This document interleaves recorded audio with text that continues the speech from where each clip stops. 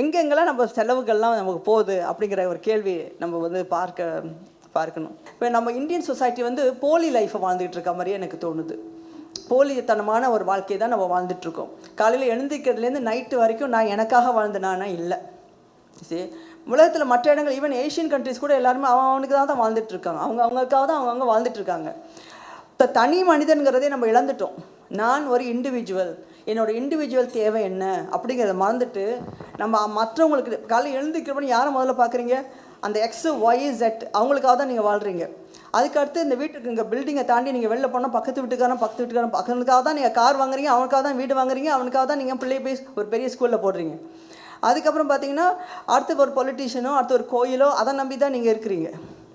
எல்லா இடத்தையும் at end of the டே 24 ஹவர்ஸில் ஒரு அரை மணி நேரம் உங்களுக்காக செலவு பண்ண முடியுதான்னு கேட்டால் ஐயோ எனக்கு நேரம் இல்லையேன்னு சொல்கிறீங்க இல்லையா? இதெல்லாம் வந்து பல நாடுகளில் கடந்து வந்துட்டாங்க. இப்போ என்ன செய்யறோம்னா 24 மணி நேரமும் ஒரு அம்மா வந்து தாய் வந்து குழந்தைக்காக உழைச்சிக்கிட்டே இருக்கணும். பொண்டாட்டி வந்து 24 மணி நேரம் கணவனுக்காகவும் மகளுக்காகவும் உழைச்சிக்கிட்டே இருக்கணும். இல்லாட்டி ஒரு கவர்மெண்டோ அரசரோ மக்களுக்காக 24 மணி நேரம் முடிச்சுக்கிட்டே இருக்கணும். போலீஸ் முடிச்சுக்கிட்டே இருக்கணும். இதை வந்து நம்ம என்ன செய்கிறோன்னா இப்படி தான் நம்ம மைண்ட் செட்டை வச்சுருக்கிறோம். நம்ம என்ன நினைக்கிறோம்? நம்ம சைக்காலஜியே இழந்து விட்டு கொடுத்து கஷ்டப்பட்டு அப்படி வரவங்க தான் ஹீரோஸ்ன்னு நம்ம நினைக்கிறோம். வெற்றி பெற்றவன், நல்லா இருக்கிறவன், ஹெல்த்தியாக இருக்கிறவங்க, அதை வந்து பாசிட்டிவாக நம்ம மைண்ட் எக்ஸப்ட் பண்ணிக்க மாட்டேங்குது. இதை நம்ம திங்க் பண்ணி பார்க்கணும், ரைட்? ஸோ பாசிட்டிவ் மைண்ட் செட்டை விட கிவ் அப் பண்ணவங்க அப்படிங்கிறவங்கலாம் இருக்காங்கல்ல, மற்றவங்களுக்காக விட்டு கொடுத்து வாழ்கிறாங்க, அது வந்து நல்ல குணங்கள் அப்படிங்கிற மாதிரி நம்ம மைண்டுக்குள்ளே நம்ம நிறைய எடுத்துக்கிட்டோம். நல்லா ஹெல்த்தியாக வாழ்கிறாங்க, அவங்களுக்காக வாழ்கிறாங்க, அவங்களுக்கு பிடிச்ச சாரி கட்டிக்கிறாங்க, அவங்களுக்கு பிடிச்ச மேக்கப் பண்ணிக்கிறாங்க, அவங்க பிடிச்ச காரில் போகிறாங்க, அவங்க சந்தோஷப்படுறாங்க. வெரி நைஸ், சரி நானும் அந்த மாதிரி நான் இருக்கிறேனே அப்படிங்கிற சிந்தனை நமக்கு வரல. ஸோ நம்ம இழந்துட்டோம். எங்கள் வீட்டுக்கு வேலைக்கு வர ஒரு லேடி இருக்கிறாங்க. அவங்க என்ன சொன்னாங்கன்னா, நான் பிள்ளைய வந்து அரசு பள்ளியில் போடாமல் நான் ப்ரைவேட் ஸ்கூலில் போட்டிருக்கேன்னாங்க. நான் சொன்னேன் எவ்வளோமா செலவு வருதுன்னு. அது 10,000 திட்ட வருது அப்படின்னாங்க. ஏமா இவ்வளோ கஷ்டப்பட்டு வேலை செய்கிறீங்களே, நீங்கள் அதுக்கு எதுக்கு போகிறீங்க? அரசு பள்ளி நல்லா செய்தி போடுங்கம்மா. இல்லை என் பிள்ளை இங்கிலீஷ் பேசாது அப்படின்னாங்க. நான் சொன்னேன் இல்லைங்க, அந்த ப்ரைவேட் ஸ்கூலோட இந்த ஸ்கூலில் நல்லா பிள்ளைங்க பேசுங்க, கண்டிப்பாக போடுங்க, நாங்களாம் அரசு பள்ளியில் படித்து தான் வந்தோம் அப்படின்னு நான் சொன்னாலும் அவங்களால அக்செப்ட் பண்ணிக்க முடியல. பிகாஸ் அந்த போலித்தான், ரைட்? நம்ம எல்லாருமே ப்ளீஸ் நான் உங்களுக்கு கேட்குறேன், என்ன உங்களுக்கு எல்லோரும் கேட்டுக்கொள்கிறேன், மற்றவங்களுக்காக வாழாதீங்க. எல்லோரும் என்ன சொல்லுவாங்க? மற்றவங்களுக்காக வாழுங்கம்பாங்க. நான் சொல்கிறேன் மற்றவங்களுக்காக வாழாதீங்க, உங்களுக்காக வாழுங்க. உங்களுக்காக வாழுது அப்படின்னாக்கா நீங்கள் ஹெல்த்தியாக இருந்தால் தான் மற்றவனை வாழ வைக்க முடியும். உங்கள் ஹஸ்பண்டை பார்க்க முடியும், உங்கள் ஒய்ஃபை பார்க்க முடியும், உங்கள் சில்ட்ரனை பார்க்க முடியும். எனக்காக எவ்வளோ நேரம் நான் வச்சுருக்கிறேன், என்னோடய எடுகேஷனுக்காக நான் எவ்வளோ வச்சுருக்கேன், என்னோடய ஹெல்த்துக்காக நான் எவ்வளோ வச்சுருக்கேன், எக்ஸசைஸ்க்காக எவ்வளோ நேரம் வச்சுருக்கிறேன், நான் ஓய்வாக உட்காந்து எனக்கு பிடிச்ச டிவி ஷோ பார்க்குறதுக்கு நான் எவ்வளோ நேரம் வச்சுருக்கிறேன். அதுக்கெல்லாம் கில்ட்டியாக ஃபீல் பண்ணாதீங்க. உங்களுக்கு யூ டிசர்வ் இட். உங்கள் ஒவ்வொருத்தருக்குமே தனி நேரம் எடுத்துக்கிறதுக்கு, உங்கள் டெவலப் பண்ணுறதுக்கு நீங்கள் கட்டாயமாக நேரத்தை ஒதுக்கி ஆகணும். அப்போ தான் ஒரு ஹெல்த்தியான சமூகமாக வளரும். அப்படி இல்லைன்னா நீங்கள் பேக்லாக் மண்டைக்குள்ளே இருந்து யூ ஆர் அன்ஹெல்த்தி ஹியூமனாக வாழ்ந்துக்கிட்டே இருப்பீங்க. யாரை பார்த்தாலும் வெறுப்பு வரும், யாரை பார்த்தாலும் கோபம் வரும். யாரை பார்த்தாலும் நமக்கு நிம்மதியாகவே வராது. யாரை பார்த்தாலும் நல்லா இருந்தாங்கன்னா அவங்கள பற்றி கோபம் வரும் நமக்கு. ஏன்னா உள்ளுக்குள்ளே அது சேர்ந்துக்கிட்டே வருது, ஆட் ஆன் பண்ணிக்கிட்டே வருது.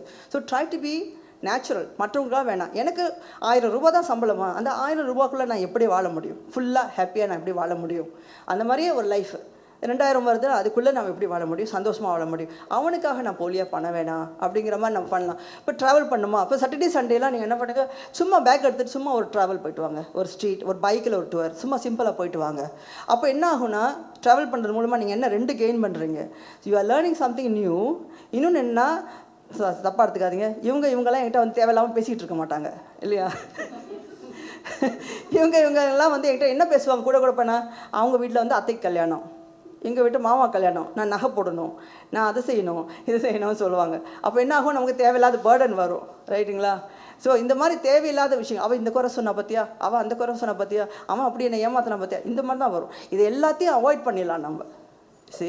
ஸோ கம்ப்ளீட்டாக முடிஞ்ச அளவுக்கு ஹியூமனோடையும் ஒரு அளவுக்கு இருக்கணும், ஹியூமனோட விலகியும் இருக்கணும். நம்ம ரொம்ப இது 2யுமே நம்ம ப்ராக்டிஸ் பண்ணணும். இது உங்களுக்காக வாழுங்க, தப்பான ஒரு கருத்து இல்லை. ப்ராக்டிஸ் பண்ணுறதுனால உங்களுக்கு சொல்கிறேன், எனக்கு இப்போ ஃப்ரீ மைண்டாக வந்தது காரணம் அதுதான்.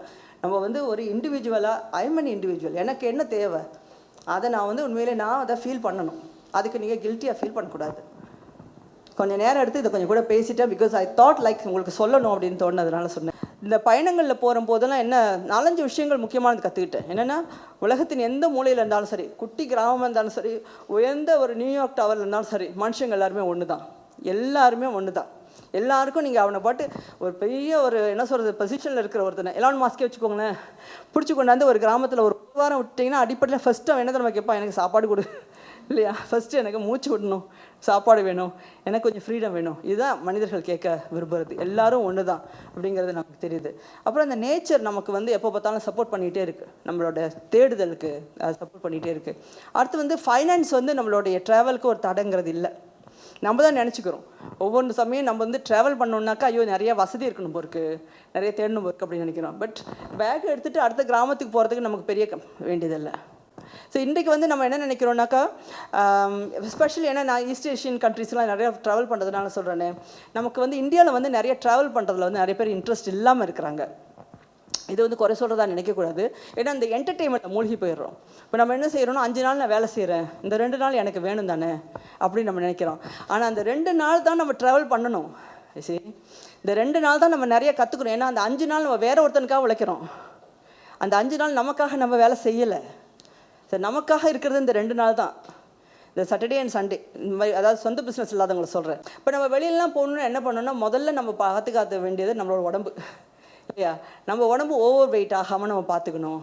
ஒன் திங் ரொம்ப அது முக்கியம். ஏன்னா ஓவர் வெயிட் ஆகிடுச்சுனாக்கா நமக்கு நீஸ் ஒர்க் பண்ணாது, கால் ஒர்க் பண்ணாது நடக்கிறதுக்கு. அப்போ என்ன ஆகும், நம்ம நடக்கிறதே கஷ்டப்படுவோம்.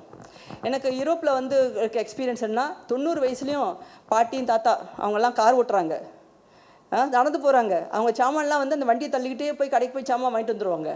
ஆனால் இங்கெல்லாம் 50 வயசுனாலே நான் வந்து பாட்டி ஆகிட்டேன், நான் உட்காந்தான் இருப்பேன், மருமகள்கிட்ட சொல்லி நான் சாப்பாடு கொடு அப்படின்னு கேட்குறதெல்லாம் இருக்கு இல்லையா. எனக்கு வந்து சாப்பாடு கொடு அது கொடு அப்படின்னு கேட்குற மென்டாலிட்டி இருக்குது. ஆனால் எல்லோரும் மனசில் ஞாபகம் வச்சுக்கோங்க, 80 இயர்ஸ் வரைக்கும் வி ஆர் யங். 80 இயர்ஸ் வரைக்கும் சாருக்கு சந்தோஷம் வந்துடுச்சு, போகிறாங்க ரைட், நிறைய பேர் இருக்கிறாங்க. ஆனால் யூரோப்பில் 90 இயர்ஸ் வரைக்கும் நல்லாவே நடக்கிறாங்க, நல்லா கடைக்கு போகிறாங்க, அவங்க வேலையெல்லாம் அவங்களே பார்த்துக்கிறாங்க, தனியால் ஒரு வீட்டிலே இருந்து பார்க்குறாங்க. மெய்ட் வந்து அப்பப்போ க்ளீனிங் மட்டும் தான் பண்ணிட்டு போகிறாங்க. சரி, ஸோ நம்ம தான் மனசில் முதல்ல மாற்றிக்கணும். ஏன்னா யாராவது பார்த்துக்கணும். 70 வயசு ஆகிடுச்சா நான் உட்காந்துக்குவேன் அப்படின்னு இருக்கக்கூடாது. நம்மளால் எவ்வளோ முடியுமோ அந்த அளவுக்கு நம்ம காலும் கையும் இயங்கிக்கிட்டே இருக்கிறத மாதிரி பார்த்துக்கணும். சைஸ் மட்டும் ஓவர் வெயிட் போடுறத நம்ம விடக்கூடாது. அதுக்கான ப்ராக்டிஸ் நம்ம பண்ணி ஆகணும் உடம்பை பார்த்துக்கிறதுல. அப்போ தான் நமக்கு வெளியில் நடக்க முடியும்.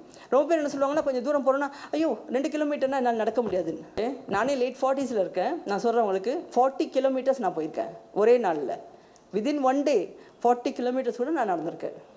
ஓகே, ஸோ நமக்கு வந்து நிச்சயமாக முடியும்.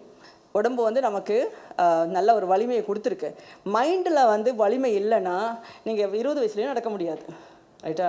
ஸோ அதனால் நமக்கு மெயினாக கவலைப்பட வேண்டியது டயட்டை நம்ம பார்த்துடணும், ருட்டீன் சரியான ருட்டீன் கொண்டு வரணும், மைண்டை ஆக்டிவாக வச்சுட்ருக்கணும். ஒவ்வொரு தடவையும் போகிறத பற்றி நீங்கள் ஃபேஸ்புக்கில் போடுங்க, take selfie, promote your self. யார் ஏதோ சொல்லுவாங்களான்னு கவலைப்படாதீங்க, எங்கே போனாலும் எடுங்க, செல்ஃபி எடுங்க, ஃப்ரெண்ட்ஸோடு எடுங்க, நீங்கள் எடுங்க, இல்லாட்டி மரத்தையோ செடியோ குருவியோ பறவையோ எதையோ எடுங்க, போட்டுகிட்டே இருங்க. லைஃப் வந்து ரொம்ப நல்லாயிருக்கும். தேங்க்யூ.